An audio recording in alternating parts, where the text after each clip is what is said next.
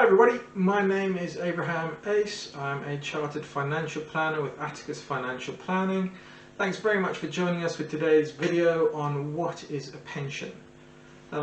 We've put this video together because there seems to be loads of fantastic information out there on saving and budgeting and investing, but there really doesn't seem to be a very concise explanation of some of the more important things, like what a pension actually is and what pension options there are in the UK and how they work. Now, all of these are really important because there are a number of different types of pensions in the UK, and each provides different advantages and disadvantages, and it's crucial that we understand each of these so that we can actually put together a decent financial plan for our retirement. So I put this video together which will hopefully help you to understand each of these areas, and we're going to start right at the beginning with what is a pension. And once we finish this basic introduction, we'll then move on to the more complex and more important area of what pension options there actually are in the UK. And we're going to start with the state pension. We all have a state pension. It forms the basis of any retirement plan in the UK, just because it has so many benefits, and the majority of us actually have access to the state pension. So we'll look at that first and the different varieties and elements and options it provides, and then what we'll do once we've discussed that is we'll move on to defined benefit pensions, otherwise known as final salary pensions. You've probably read about them in the media, all about pension scams, etc. So once again, we'll look at how these work and what they are and the options that they provide. And then lastly, we'll look at defined contribution pensions. Now, the majority of us have a defined contribution pension or a money purchase pension through our employer. And once again, we'll look at the options this provides you and how this actually works. As you can see, in each situation as we discuss it, my real focus is just to explain to you what each option is, how it works, what retirement options it provides you, and actually, very importantly, what I'm going to look at is what happens to that pension when you die, because these are the main questions I get asked by my clients. Alright, so at the end of this video, I hope you'll have an understanding of what each of these pension options actually is. Lastly, I hope, and this is the most important bit, I hope that you start to see how you can use each one of these options to formulate your own retirement plan. The purpose of these videos is to educate you and put you in a position where you can plan better for your future. So as always, if you actually like this video, please click the like button at the bottom. And if you want to see more videos or more information on pensions and investments and inheritance tax and estate planning, please subscribe to our YouTube channel. We're producing regular content on all of these topics, and hope that you will find it useful. Right, now, before we actually move on to the video itself, you'll see a disclaimer pop up. Just please take a few seconds to read it and make sure you're happy with it. And then after that, the video will continue. I hope that you find this all really useful, and I hope you enjoy it. Thanks very much.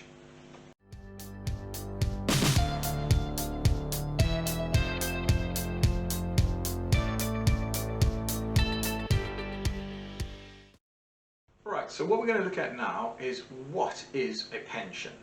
So a pension is an income that is paid out to an individual at retirement. In the UK, there are a number of different pension vehicles that you can actually utilize. So there are vehicles that allow you to build up an entitlement to a particular level of pension income upon reaching a particular age, such as the state pension or defined benefit pensions. Then there are also vehicles that allow you to build up a pot of money throughout your career that can be used to either purchase a pension income for life when you decide to retire, or generate an income through investment on retirement. Now, the government generally provides certain tax incentives to encourage individuals to save for their retirement. These are things that include things like tax reliefs on contributions, or the ability to take a portion of the accumulated pension tax-free. Now, in the UK, there are three main pension options. These include, number one, the state pension, secondly, defined benefit pensions, and then lastly, defined contribution pensions. As a general rule, a retiree will rely on a combination of at least two of these to provide for their income needs in retirement. What we'll do now is we will look at the state pension in more detail.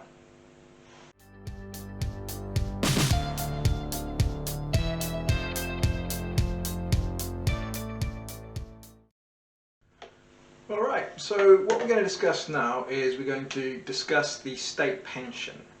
And the first thing we're going to do is we're going to look at a bit of the history of the state pension. So within the UK, there has for centuries been a general acknowledgement that the elderly, or at least some elements of the elderly, should have access to some sort of income should they become too infirm to actually continue working. Now, all the way back in 1670, the Royal Navy actually introduced a pension scheme for their officers just to ensure that the servants of the Crown didn't fall into penury in their dotage. Now, the majority of the support for the elderly came from the so-called Poor Laws, which compelled parishes in England and Wales to assume responsibility for the poor and the needy. And this included the elderly, who were collectively termed the impotent poor, which is pretty derogatory. Now, this system was cruel and ineffective and was often worse than no care at all. And you'd often find local councils loading up the elderly and the poor into carts and dumping them into other parishes in order to avoid the responsibility of caring for them. Now, since then, there have been a number of different legislative safety nets which have been introduced to ensure that the elderly would have at least some form of income in order to support themselves in retirement.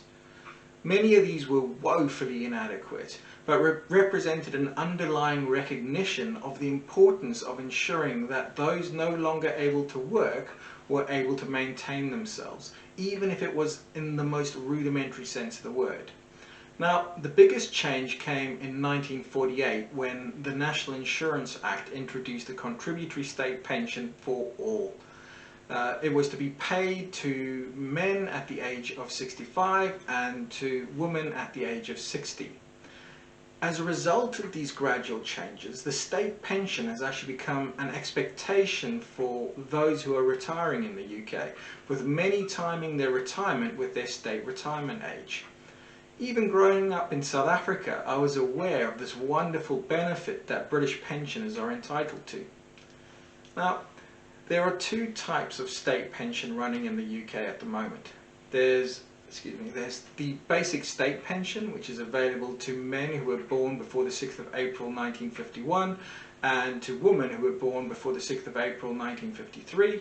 And then there's the new state pension, which is available to men who were born after the 6th of April 1951 and to women who were born after the 6th of April 1953. Now, the reason we have these two iterations of the state pension is because people felt that the old basic state pension was just too complicated. It consisted of two elements, which was the basic state pension and the additional state pension, which all got rather complicated. Now, the government therefore embarked on a radical remodelling of the state pension, and they introduced the new state pension on the 6th of April 2016. This simplified matters dramatically as it combined those two elements of the basic state pension into a single larger amount. Now, many of the pensioners I've met have actually been very concerned that they may receive less of their state pension entitlement as a result of this merging of the two elements. But the government has gone to some lengths to ensure that you'll receive roughly the same amount under the new state pension as you would have under the old basic state pension. Now, this brings us to the next important question really, which is what is the state pension entitlement and how is that actually calculated? Now, our entitlement to the state pension is based largely on our national insurance contribution history. In order to qualify for the minimum level of the new state pension, you'll need at least 10 years worth of national insurance contributions. And in order to qualify for the maximum amount of state pension, you'll need a full 35 years worth of national insurance contributions. Previously, under the old system, you only needed 30 years of national insurance contributions to be able to get the full state pension. Now, some people may actually have gaps in their contribution record, which would result in a potentially lower state pension. Under certain circumstances, it may be possible for them to claim national insurance credits. For example, if they were unable to work because of illness or disability, or if they were a carer, or they were unemployed. For example, they'd be able to claim these national insurance credits if they claim child benefit for a child under the age of 12, or they receive job seekers allowance, or employment and support allowance, or if they receive the carers allowance.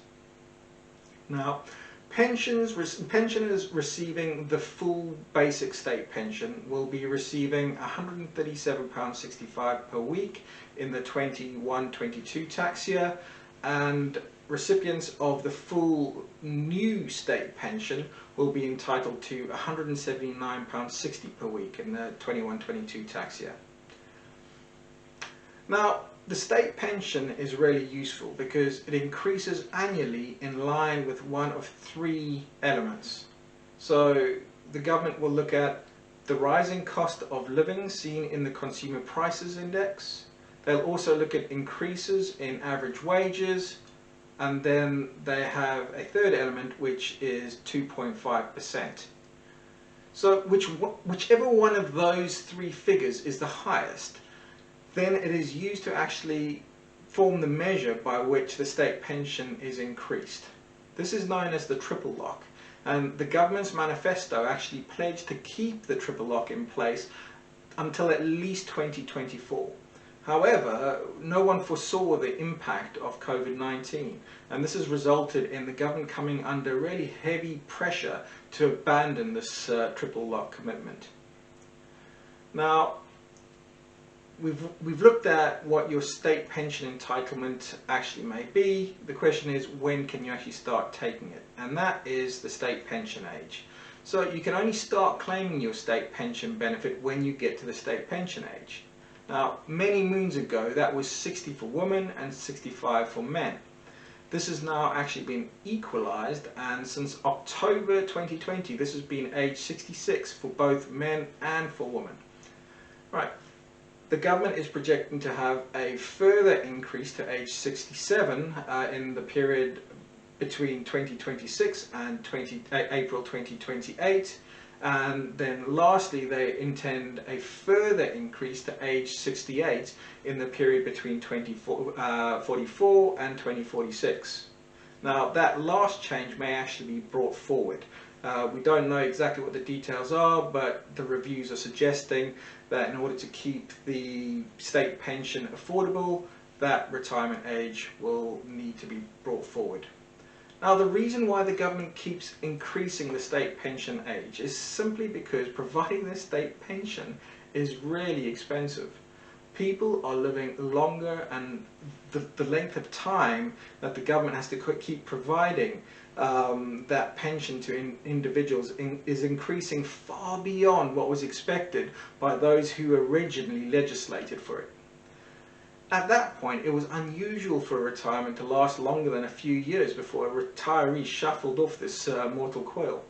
The average life expectancy now can easily see a retiree living into their mid-80s, a situation which was unforeseen in the heady days of altruism when the foundations of the state pension were first laid. In addition to the increasing numbers of pensioners, there's a problem with falling numbers of workers due to lower birth rates and automation of roles. This results in a reduction in the flow of national insurance contributions being made, and all of this makes the state pension more and more difficult to maintain. In an age where questions are being raised about a levy for later life care, it's really difficult to see where a request for higher national insurance contributions will be funded from. Now, you don't have to actually take your state pension at the state retirement age. You have the option to actually defer your state pension. And if you decide to do this, your pension will actually be increased depending on how long you defer the pension for. So by deferring your pension for 52 weeks or a year, you'll get an extra £10.42 a week, or £541.84 for the year, when you actually start taking your pension. Now, a lot of people think this is fantastic, but I think that the benefit of doing this is actually dubious, as you're sacrificing a year's worth of pension income in order to increase your pension by £541.84 per year. So you've given up £9,339.20 in order to increase your pension. You therefore have to receive approximately 17 years of pension before you break even. Now, I know this is not a strictly accurate calculation, because the state pension will increase in line with certain inflationary measures over time. But the point remains that you'd have to wait some time before deferring your pension actually becomes profitable. The last area I want to look at on the state pension is what happens to your state pension on death. Now, this is a very interesting question, as the loss of pension income can have a considerable impact on the ability of a surviving partner to make ends meet. The reality is that your state pension benefit effectively dies with you. You can't leave it to your partner. There are circumstances where they may actually be able to increase their own state pension based on your national insurance record, and they may inherit any additional state pension or protected state pension that you're entitled to, but the majority of your pension will die with you. This can result in a substantial loss of income for the household, and it's therefore really important that you take this into consideration when you're actually planning for the future. That brings us to the end of this assessment of the state pension. What we'll look at next is defined benefit pensions.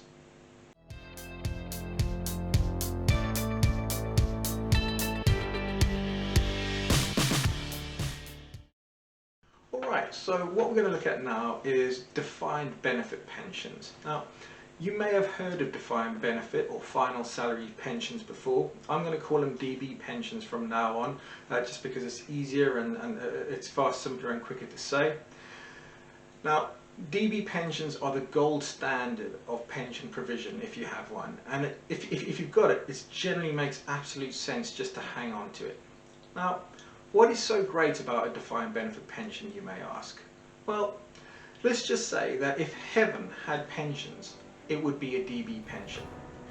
DB pensions provide retirement nirvana.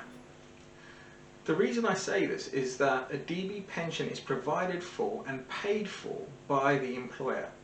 The theory behind a DB pension is as follows. The employee works for the employer until they retire. During this time, the employer and the employee and all the other workers will make contributions to a communal fund that will be used to provide an income for all the scheme members when they retire. When the employee retires, the pension starts to pay an income to the employee in line with the number of pensionable years the employee worked at the company and the employee's final salary, hence the moniker final salary pension. The employee commits to ensure that there are sufficient funds to provide the pension income for the whole of the employee's life. The pension income is increased each year in line with an agreed measure of inflation to ensure that the pension income retains its value in real terms, and so that the employee does not have to be concerned about being able to meet their income requirements in the future. Now, as you can see, the employee is able to retire comfortably, knowing that the employer carries all the risk for ensuring that month on month their retirement income is paid. So what went wrong? Why is it so rare to find a DB pension now? Now, as you can see, this is a fantastic arrangement, as long as the employee has the common decency to die after 5 or 6 years of retirement. See, this is where the cracks started to show in the DB pension world. People started living far longer in retirement than they were expected to. This meant that the schemes became more and more unaffordable for the parent company. It also made companies unattractive on the mergers market if they were dragging along a £1 billion commitment to fund their employees' DB pension scheme. A problem also arose when companies went insolvent, as often happens. Who would actually be responsible for the pension then? So this resulted in the creation of firstly the financial assistance scheme and then the pension protection fund to actually take over the pension schemes in situations where the company was no longer able to meet their financial responsibilities to the scheme. These schemes, which were now offered by the pension protection fund or the financial assistance scheme, actually still offered considerable benefits to the scheme members, but subject to certain caps on benefits. But they were generally not as attractive as the original scheme. However, as a result of the considerable financial burden created for companies by DB schemes, the majority of companies decided to start winding down their DB schemes and replace them with more affordable hybrid schemes or defined contribution schemes. Over time, it has become more and more rare to find one of these schemes still operating. Now, most public service schemes, such as the Armed Forces scheme, the Civil Service scheme, NHS schemes, teachers schemes, police and firefighters, and the local government pension scheme are all still DB pension schemes. However, you're going to be really hard pressed to find such a scheme on offer in the private sector. So, how is a DB pension income actually calculated? Now, there are a number of factors that are actually taken into consideration when calculating your retirement income from a DB scheme. These include the number of years you've paid into the scheme, your salary, this might be your final salary when you retire, or average salary over a particular period. Now, they also take into consideration the pension scheme's accrual rate.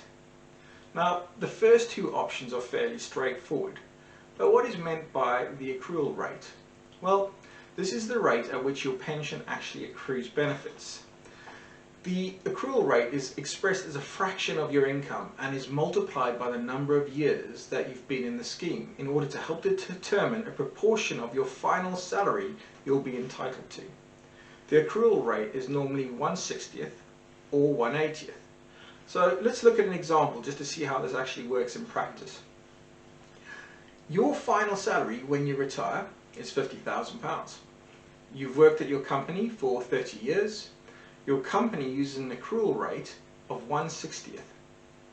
So if we use all of these factors and we try and calculate what your retirement income is going to be, your annual pension would be approximately £25,000 a year from the DB pension.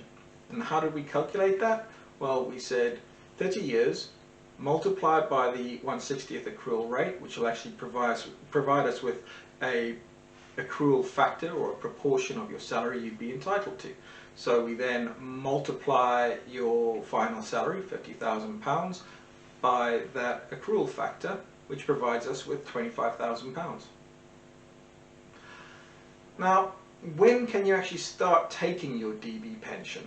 Now, most DB pensions will have a normal retirement age of 60 or 65. You can normally take your pension earlier than this if you're over the age of 55, but your income will actually be reduced in line with a specified commutation factor to reflect the fact that you've actually left the scheme early.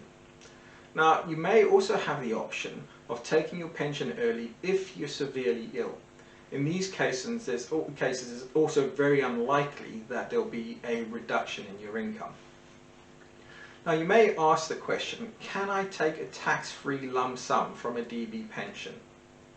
So, many schemes will offer the option to take a tax-free lump sum in return for a reduced income.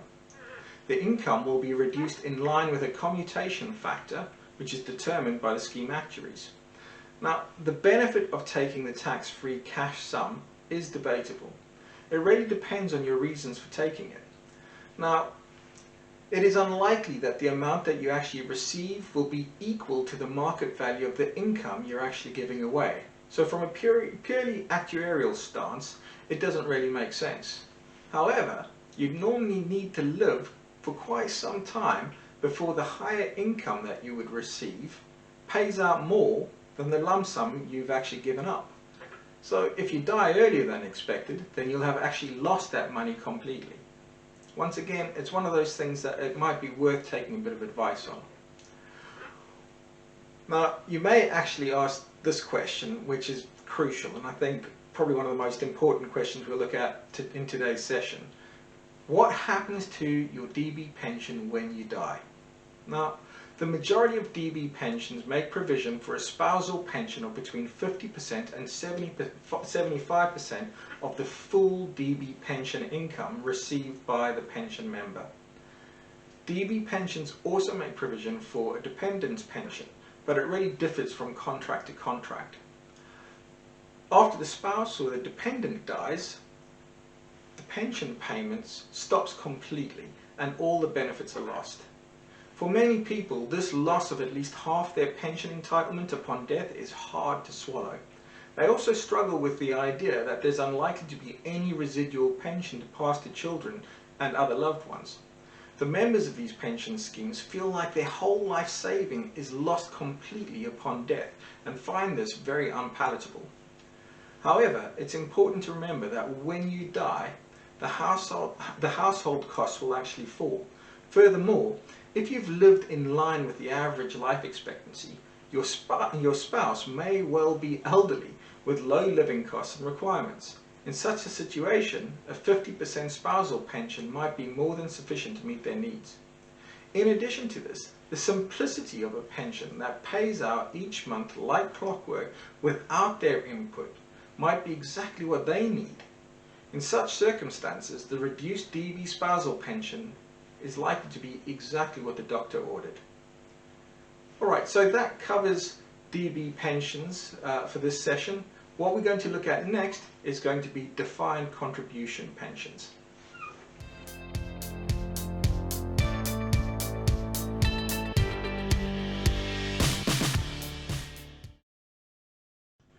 Alright, now we're going to talk about defined contribution pensions or DC pensions. I'm going to call them DC pensions because defined contribution pension is a mouthful.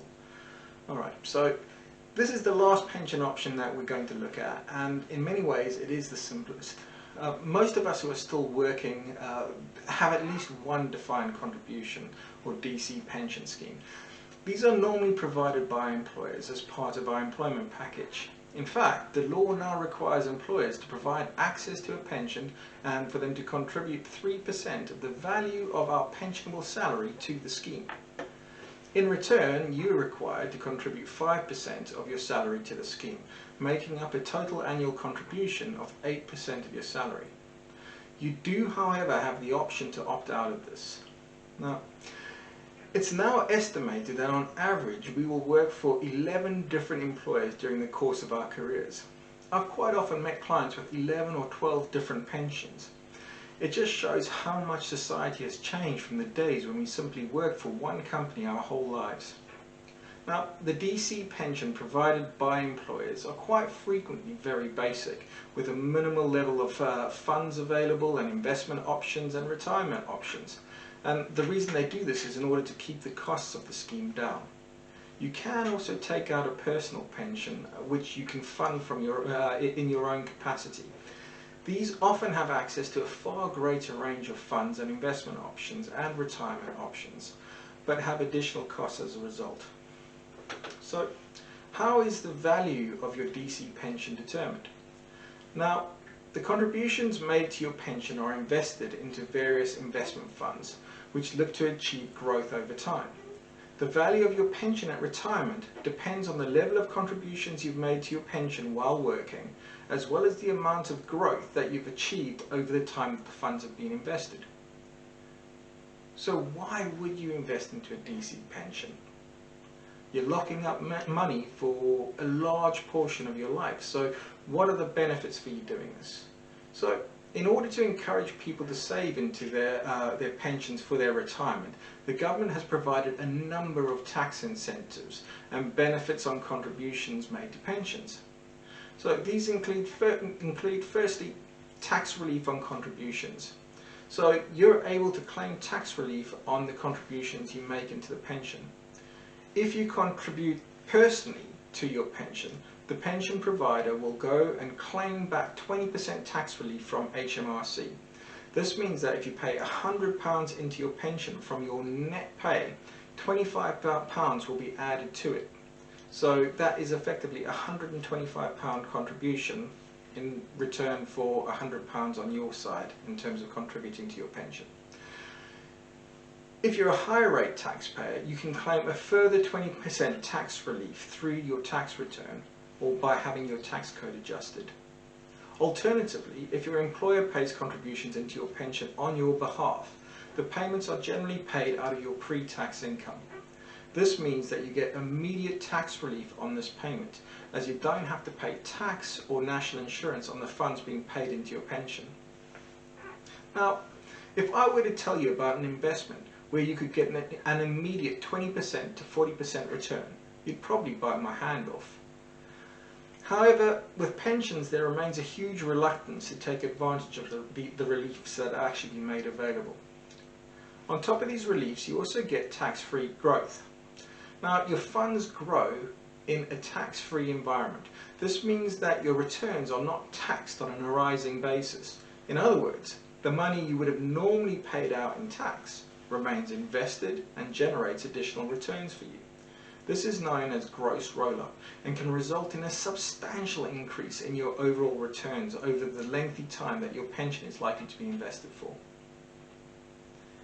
In addition to these initial benefits, you can take 25% of your accumulated pension as a tax-free lump sum. Now, regardless of the tax-free pension environment, the fact remains that most of your withdrawals from the pension will be treated as income and taxed accordingly. While this does detract slightly from the overall tax efficiency of the vehicle, it is important to remember that you can still take up to 25% of the accumulated pension tax-free when you retire.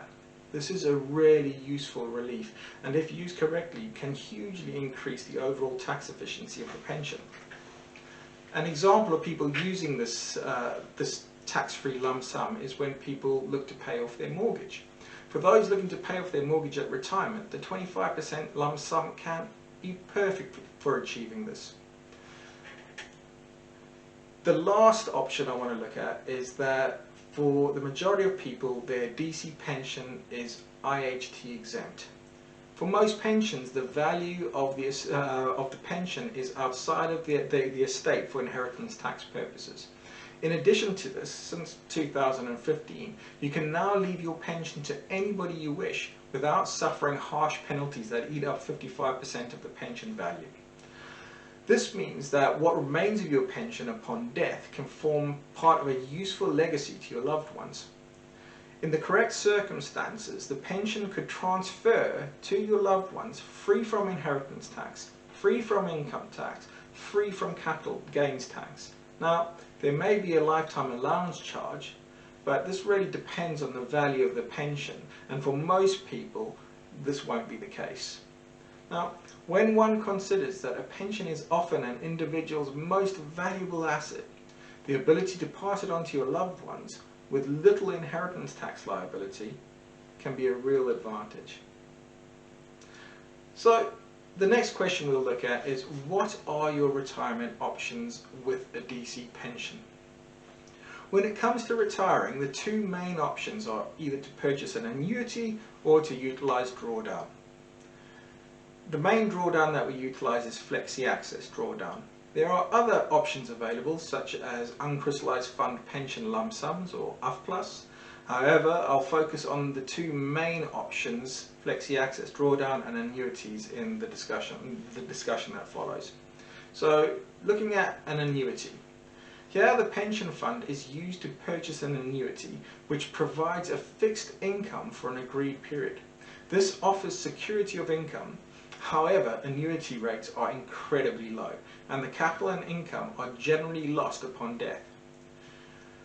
Another disadvantage is that any additional features like inflation protection or capital guarantees reduce the income on offer. In short, annuities offer real security for those who want absolute certainty around their income.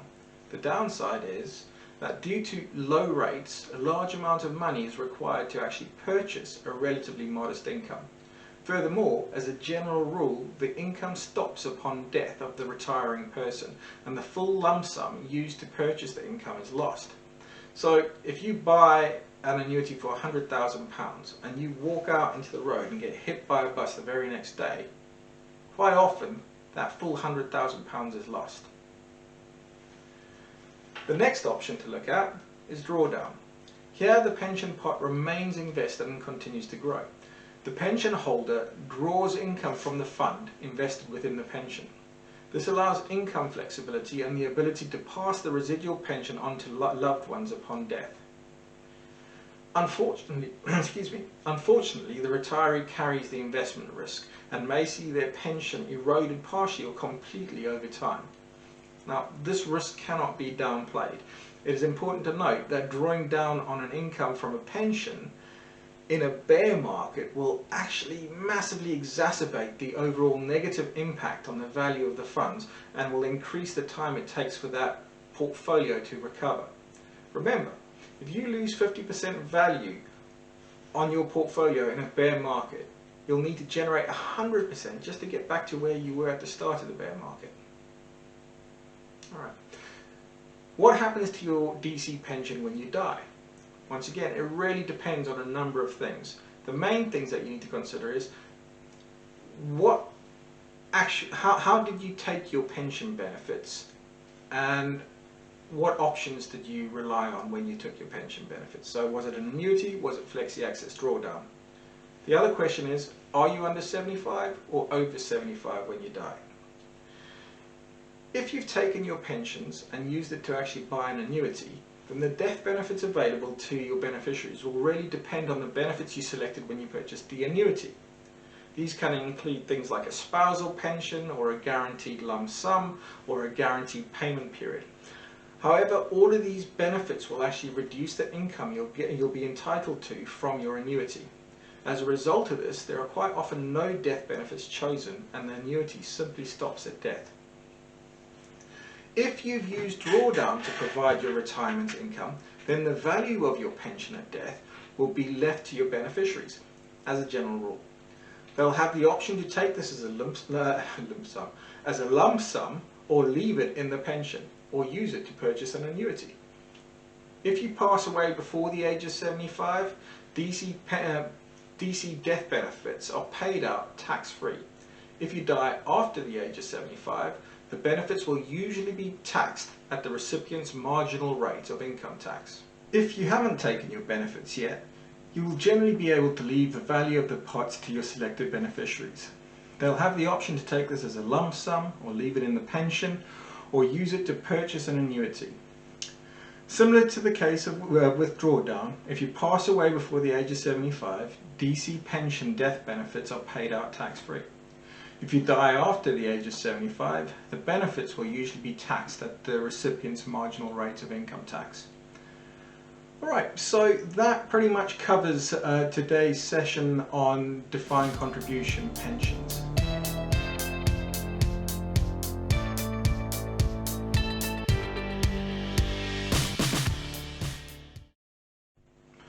Alright, that brings us to the end of this video on pensions. I hope it provides you with a far greater understanding of what a pension is, the main types of pensions, and the options that are available from each. The majority of people have to rely on providing for their retirement from a mixture of these pension options. As DB pensions are gradually phased out and state pensions become less affordable, it's clear that the onus is going to fall more on us as individuals to fund our retirement from our DC pensions. It therefore becomes more and more important that we each understand the options that are available to ensure that we're best prepared to make the right decisions for us when the time comes for us to eventually retire. It is a really complex area and it's fraught with pitfalls. What may be suitable for one person may not be suitable for another. Therefore, it is really crucial that you take advice on any decisions you need to make in order to ensure that the decisions that you take are the right ones for you and your family. If you'd like to discuss your pensions, please feel free to call us on 01420 446 777. You can also go to our website to book an appointment at www.atticusfp.co.uk. Lastly, you can email us directly on info@atticusfp.co.uk. Remember, our initial appointments are always free, so you have nothing to lose in calling us. If you liked the video, please click the like button below, And also please feel free to subscribe to our channel to receive further videos on pensions, investments and inheritance tax planning.